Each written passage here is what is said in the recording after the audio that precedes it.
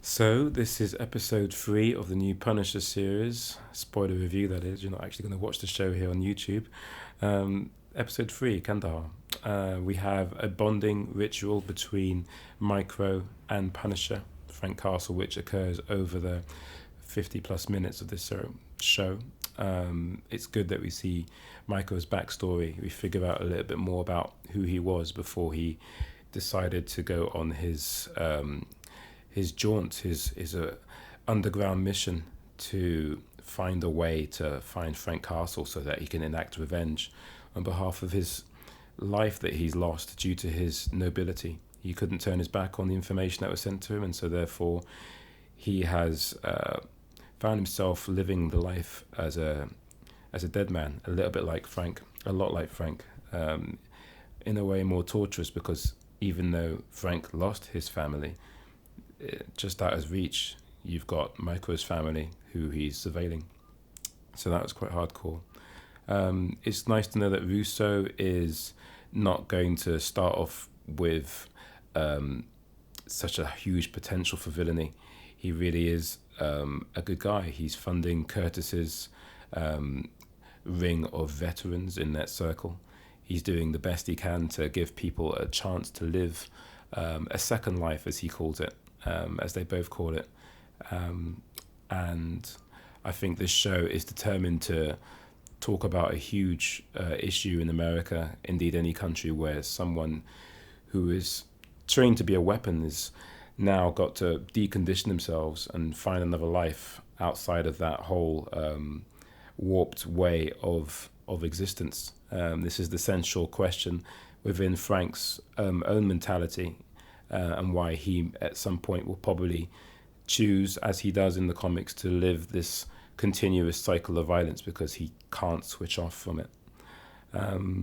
I think that a little bits in the episode that were quite telling about how much this show wants to get into the heads of a soldier.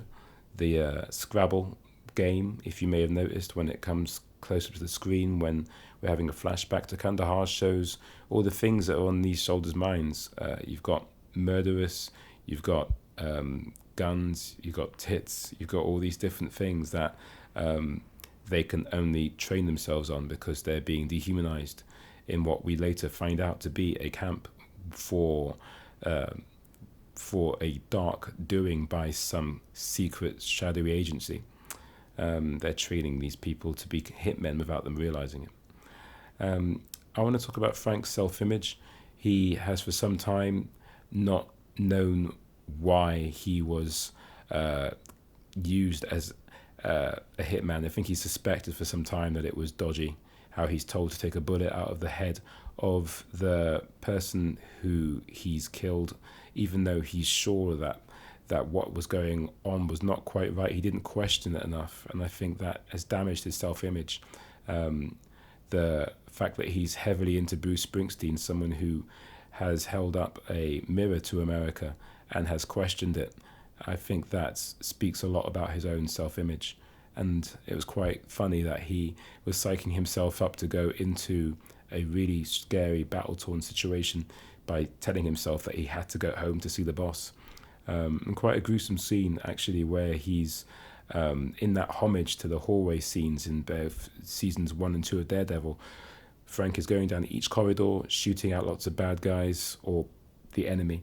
And at some point, he is completely bludgeoning the face of someone so much that it's off screen. We only see the blood spurting onto Frank's face, but the fact that this scene is juxtaposed with the music of Bruce Springsteen talking about how he's a stranger to America. He doesn't recognize it anymore. That was quite horrific, and this show is definitely not pulling its punches in talking about these huge themes in, I think, a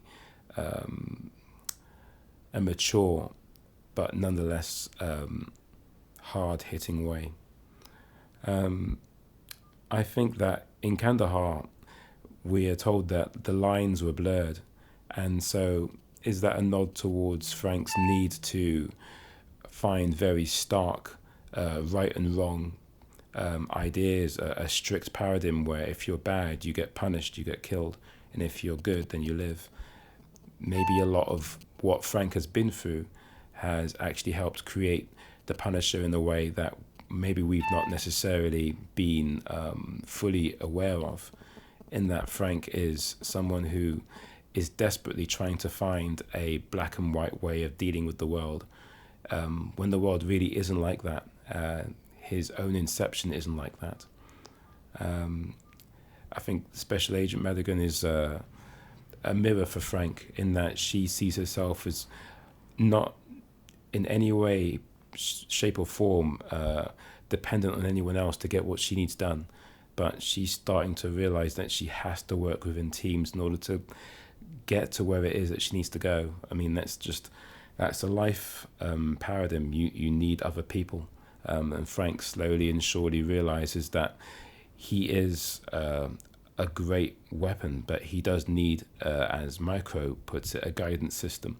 Though he's been used as one before, I'm sure that's quite frustrating for Frank to hear yet again. And who knows how the season will end. Perhaps Frank learns to actually guide himself.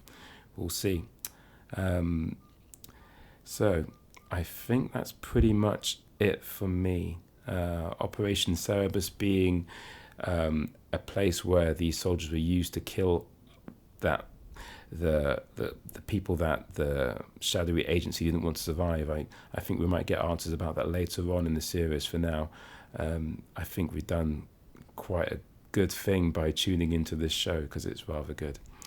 Check out the links on the screen for other things, such as my Twin Peaks spoiler episode, review, or indeed music that's on the channel, and be entertained.